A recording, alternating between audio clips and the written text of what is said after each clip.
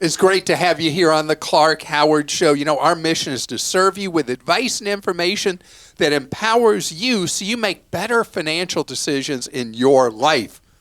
So it seems like wherever I go, I'm being asked over and over again about a deal that you may have been offered by a bank. And I want to tell you what's going on with those deals, how you should play it. And also, hey, this is cool. This is an upside of the downside of inflation we had. Big box retailers are slugging it out right now, lowering prices. I mean it, lowering prices. I want to tell you what is the shift in the marketplace that I want you to be aware of that is so significant. All right. So it's not just me. I thought it was.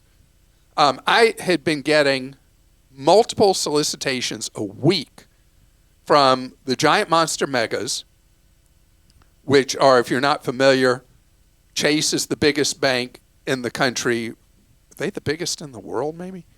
And then you got Bank of America, Citibank, and Wells Fargo. Those four banks account for a little bit more than half of banking in the United States. And so I'm getting solicitations from these four offering me these big cash bonuses. And then I'm getting a series of them from what are known as super regional banks. These are big banks, but nothing like the size of the four giant monster megas. And the largest bonus I've been offered is $1,000.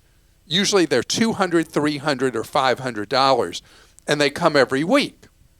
And generally, somewhere around a third of Americans are getting these right now. So it's generally based on a credit score sweep.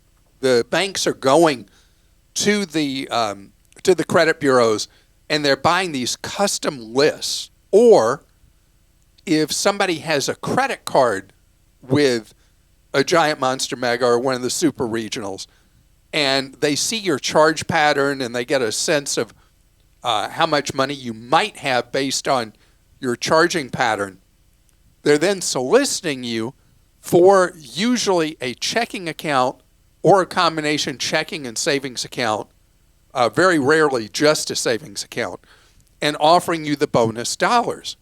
So I want to explain what's going on and how you play it. And we've had 2 calls over the last 6 months, or questions from listeners wanting to know if they should do these deals. And then we had a third person who said, hey, they were bragging about how they play these. And so the banks have 2 strategies here. One is they get you to sign up for an account, pay you the bonus, and you have to stay with the bank with that money, with whatever the minimum deposit required is, usually for half a year. And then they hope you just forget about it. And then from that point forward, you're getting no interest on their checking account, way below market rates on a savings account, and you may be paying fees to have the account. So that's strategy 1 for the banks. Strategy 2 is they, particularly if you have a credit card with one of these banks, what they're trying to do is capture more lines of business with you, making you what they call a sticky. A sticky is not where you got some sugar on your shoes or gum on your shoes or something like that. A sticky is where they create multiple lines of business with you. Maybe they get your checking account business from whoever you were with before. Maybe you have a business and they get your business account.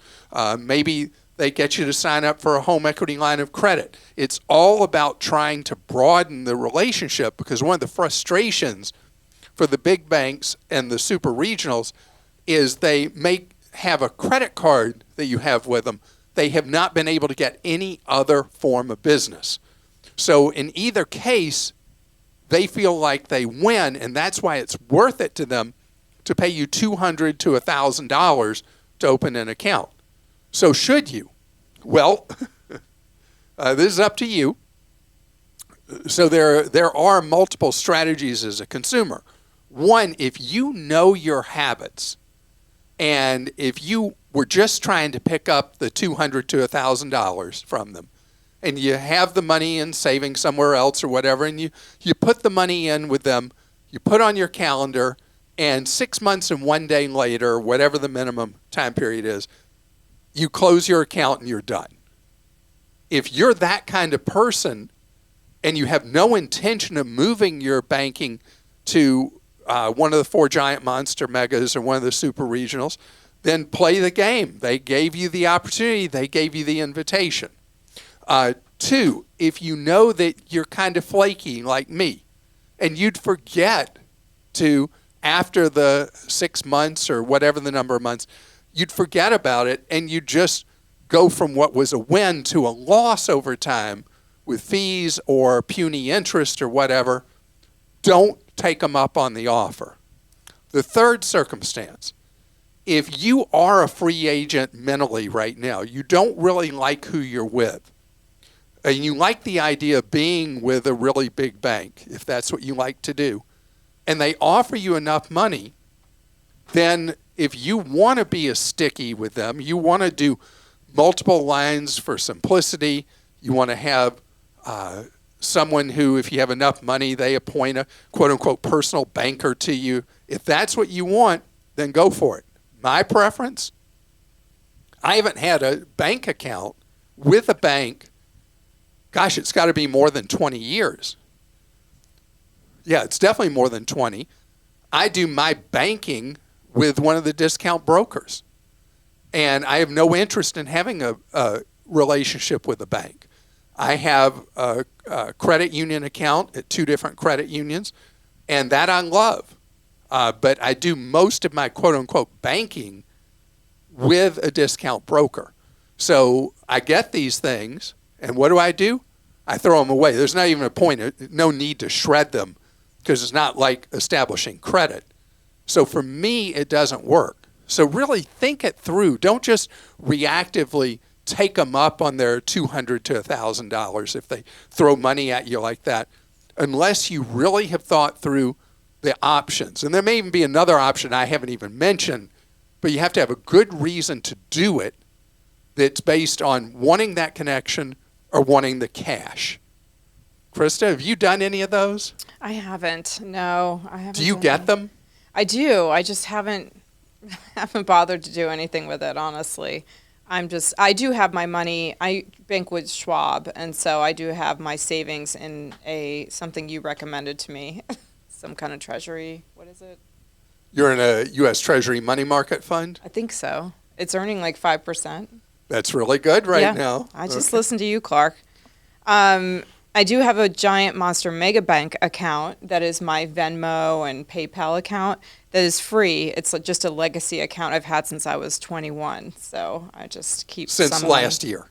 Yeah. Oh, yeah. Let's go about 30 years ago. Okay. James in Florida says, thanks for all your money saving advice. My wife and I live in an apartment in Florida, but own a house in Houston. We bought a house in 2014, and after selling our house next month, we should be walking away with about $100,000 in equity. We do need to pay off some credit card debt, about $20,000 in renovations. But what is the best way to store that money for a down payment of a home in Florida? I'm afraid of our tax hit. We want it to be liquid because with our income, we should be able to add $3,000 a month to the future down payment. Not sure if this matters, but homes in the Lakewood Ranch, Bradenton area are crazy high right now. Any advice on tax savings and storing the money would be great. So first of all, let's go to the last thing you said first. The Gulf Coast of Florida, from Tampa down to Marco Island, the values went up so much over the last 5-year period. They have softened now, but they're still at a much, much higher point. And Florida has a history of going through real estate peaks and troughs. It's at a peak right now. So right now in Florida, just about the top of the list of places that continuing to rent is actually a much better idea than buying. Not just because of the price differential between renting and owning, but the other factor is the X factor, and that is the Florida homeowners insurance market remains a complete convoluted mess. And people who look at condos, if a condo is 30 years old or older, people are facing humongous special assessments and much higher monthly fees because of the tragic collapse of that condo in South Florida a few years ago that had so much tragic loss of life. And so the legislature passed laws that make condos have like a Soviet-style 5-year plan and fund it. And so a lot of condos that kept pushing off maintenance into the future, they can't do that anymore. And so it's a very difficult time. It's a train wreck to be a buyer right now in Florida of homes and condos. So I would say sit still for a while. And if you're looking where to put the net $80,000, congratulations on the profit you're making from your home in Texas, looking for where to put it, what Christa just said is a prequel. Would that be a prequel? I guess so. Preamble? What would that be? Whatever. What she said a couple of minutes ago, parking the money in a federal or Treasury money market fund with one of the discount brokers. I don't know if you have an account with Fidelity, Schwab, or Vanguard, any of the three. You could park the money there. Today you'll earn somewhere around 5%, and it's a direct obligation of the federal government, which is like the safest place you could stash your cash. And you want to have the liquidity, you said, which is why you don't hear me saying put the money in CDs. Mark in Utah says, I work for a small employer who is switching 401k providers. The new company they are switching to has extremely high fees. I tried transferring my 401k to a Schwab transfer account, but they wouldn't let me because my current 401k still shows as active. I have 2 questions. Is there any way to transfer my current 401k to someone else to avoid the high fees of the new provider my company is switching to? I'm being told that my old 401k is automatically transferring to the new company, and there's nothing I can do. I've emailed the HR department and the new 401k department company and my current 401k provider stating I do not authorize this transfer. But I'm being told it's going to happen anyway. Right. It's outside of my control. What are my rights, and what is the best option in this situation? Okay, so this is one of those things where lemonade has been turned into lemon instead of the other way around. Mm-hmm. Small businesses have a really hard time navigating how to offer a 401k to their employees. The good news is there are more options now that provide lower cost, lower administrative fees on 401ks for smaller employers than there used to be. Unfortunately, most 401k administrators that specialize in small businesses charge ridiculously high fees. And a lot of times smaller companies don't have the internal expertise to know how to pick a 401k administrator, and it tends to be salesperson driven, and they end up with a really high cost provider.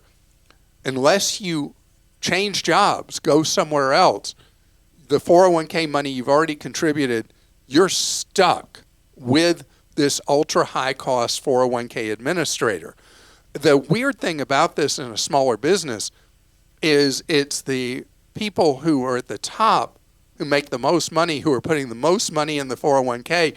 They're getting hurt more than anybody else by being with a high cost administrator, and they just don't know.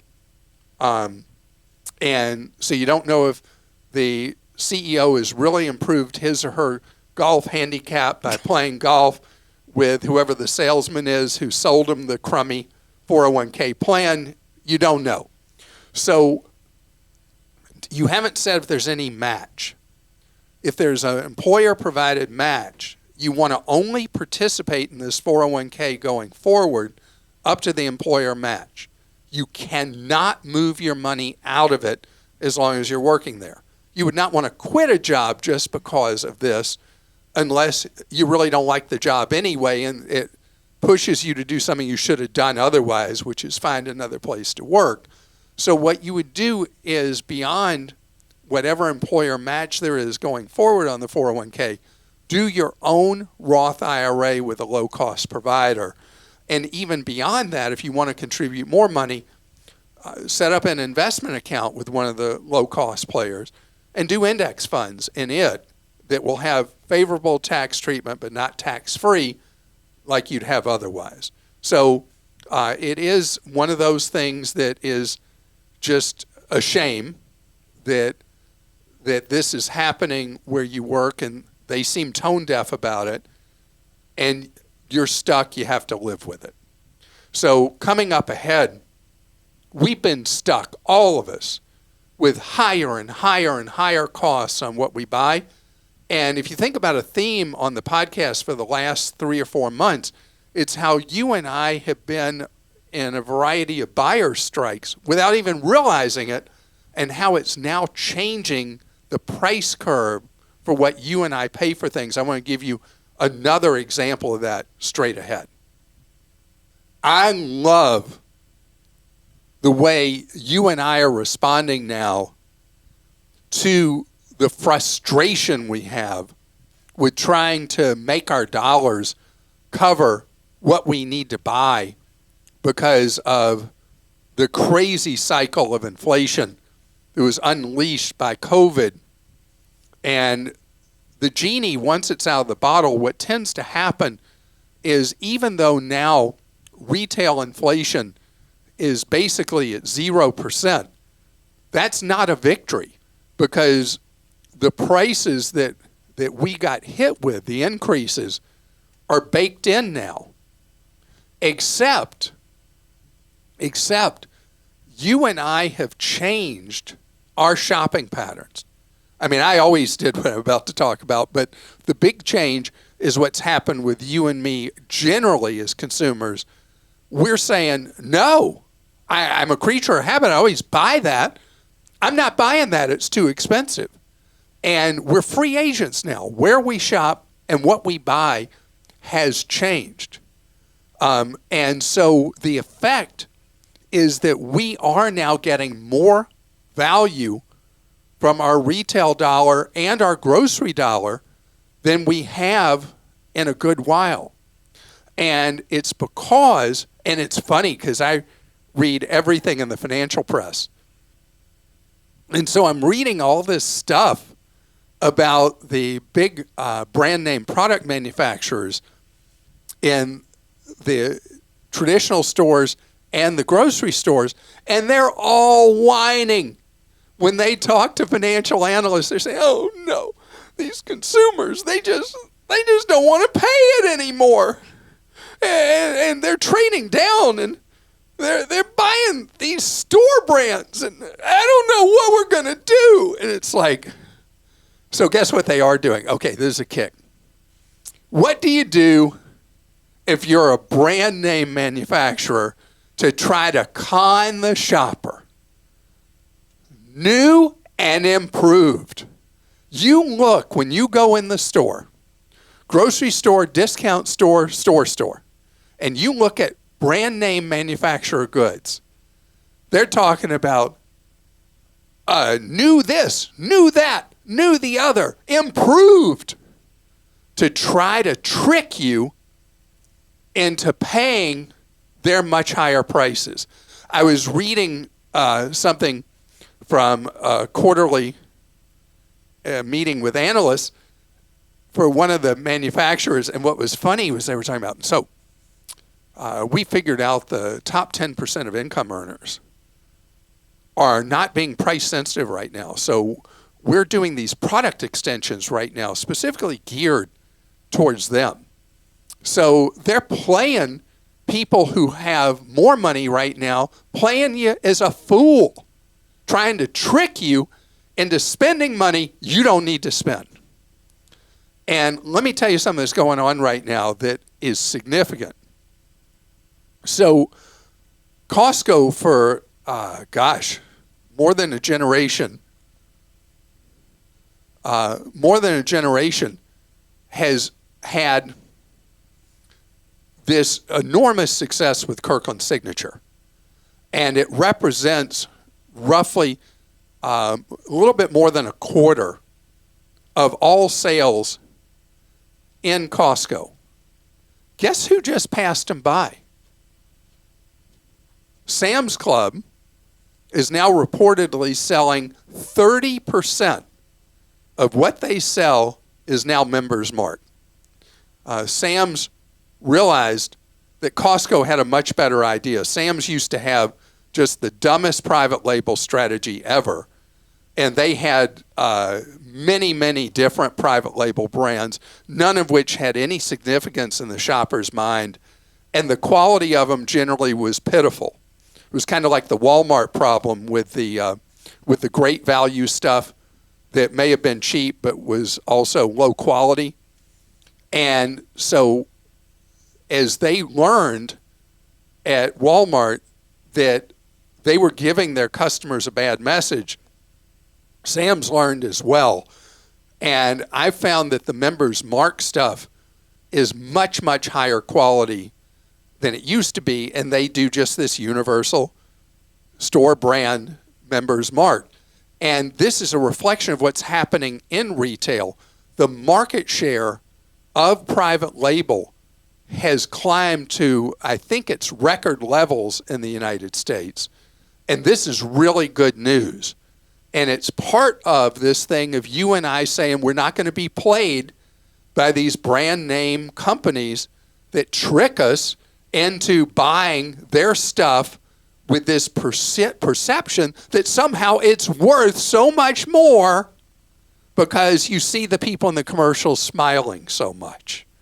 I'd rather have my wallet smile. All right, we'll go to questions. Jack in Nebraska says, I just got a notice from Navy Federal that the Cash Rewards credit card will now start giving me 2% cash back for all purchases. My Navy Federal Cash Rewards credit card interest rate is 10 percentage points lower than my Citi Double Cash card. What should I do with my Citi card since I won't need it anymore? I have no balances on either card. Okay, so you don't want to dump the Citi Double Cash. And let me say something about the Navy Federal thing. Navy Federal is the world's largest credit union. They have a lot of different cards, several of which offer some version of cash back. And it is a offer specifically, the card's usually green, that people receive the mailing that the interest rate, the rebate is now 2% on all purchases. And so the Navy Federal card has become a superior cash back card. And the Citi Double Cash, with all its complications and how they change Double Cash and all that, it's a more troublesome product, has, as you said, a much higher interest rate. And so Citi Double Cash becomes, in my mind, for you and for others, a back-of-the-wallet card. You don't get rid of it because you don't want to reduce the lines of credit you have or the available credit you have. And you want to be strategic using the Citi Double Cash. Use it for something. I don't know if it's a regular subscription or something. So there's regular activity on it so it remains in your credit mix and you don't get a letter from Citi saying, hey, you don't love us anymore, so we don't love you anymore. We're closing your account. Denise in Georgia says, let's see, I've been listening to you since you were on TV, free TV, and when I come up with a financial situation, I can always say, oh, Clark Howard said to do this. Well, I can't recall you ever responding to this one. My property taxes have increased, which has put me in an escrow shortage of $2,110.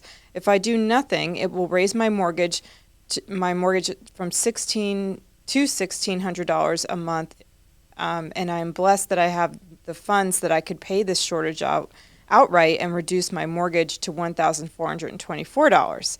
So the question is, what would Clark do? FYI, because of your long-standing advice, I was one of the lucky ones who was able to refinance my home a few years ago and locked in a 3% interest rate. Good for you. All right, so you have cash. There's no interest being charged to you during the time period you're making up the escrow shortage. So don't prepay it. Pay as agreed. And just pay the higher amount. It'll cover the time period that you did not have the full funds on deposit. And then once your account trues up and you've made up the escrow shortage, then your monthly payment will go back down some as the escrow shortage will have been covered. And this is something that a lot of people are getting these letters now, because with the increase in the value of homes, the property tax appraisals in states where your taxes are reset based on current value, people are going to see these escrow shortage letters, and they're an unwelcome thing. Just remember, it's a good thing if you have increased the equity in your home by the value going up. Beth in Idaho says Clark stated it's important to update income information when requested by credit card companies. I'm retired and due to good luck and Clark's advice have enough assets to meet my needs, but I do not have an income per se except Social Security. How should I respond to these income verification requests? You ignore them. So this is one you only want to give good news to a bank, never bad news. If you let a bank know that your income has declined, they may decide, oh, well, we're not really interested in you anymore, and they'd send you away, Beth. So it's better for you to not report your income.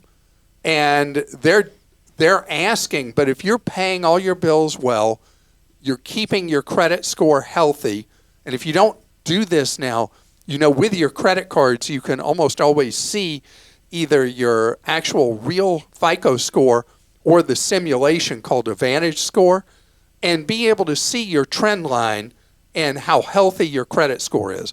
They're going to leave you alone as long as your credit score is good and your utilization, the percent of available credit you're using, is low. John in New Jersey says, my generally bright and responsible son-in-law received an email stating someone was trying to open credit in his name and to call them. He called the number listed in a panic. Since I was seated next to him, I overheard him give them his name, address, and Social Security number. I overheard him he says I was sitting next to him again. I tried to stop him from continuing, but he continued. I advised him to freeze his credit, but to date he hasn't. Is there a way to tell if his personal information is being used without his permission for credit? He says nothing unusual has come in the mail. If he wasn't married to my daughter, it would be solely his business. But since he also has a toddler and a newborn, I am very concerned. He's a very good and hardworking guy, but his lack of understanding and what he's opened himself up in his family to is concerning. Can you please let folks know what he's done, what he's opened himself and his family up to? Thanks for all you do. I've been a faithful listener for over 2 years. Well, John, thank you very much. And, we can't pick our kids, and we definitely can't pick our in-laws. And so you can only be a polite influence in this case, not a nag. You can be a nag to your own kids. You can't be to a son-in-law. So the reality is what happens when you get hit with what's known as a pretext email, where it pretends to be from who knows who, and you respond by calling and you cough up the kind of personal information your son-in-law did. It's basically you've lit a fuse, and you don't know when that fuse will go to the full end and explode in your financial life. And your son-in-law doesn't know who he actually ended up giving such key personal information to that's enough for somebody to engage in full identity theft and applying for credit as if they're him, and potentially even doing account takeover fraud, where somebody takes over your account because they can answer the challenge questions and the rest. And having given the Social Security number, that's the keys to the kingdom. So it doesn't cost anything, doesn't take much time, and doesn't affect credit that your son-in-law already has. If he would just take the 15 minutes and set up the free credit freezes with Equifax, TransUnion, and Experian. Ignore where each of them try to get you to do this trashy thing called a lock. Don't do a lock. Do the credit freeze. But before he does the credit freeze, with Credit Karma or something equivalent, I want him to set up where he can track his credit for free and have free credit monitoring to see early warning sign if anything's happening, rather than fighting from behind after he finds out somebody's done something nasty in his name with his identity. So it's really just basic good financial hygiene to set up a credit freeze. But in your son-in-law's case, it's way beyond that, because now there's an open wound there where somebody could really cause him real harm. And so if he wants to ignore what I just said, that's fine. He's an adult. But it would be smart for him to do that. And I want to thank you so much for joining us today on the podcast.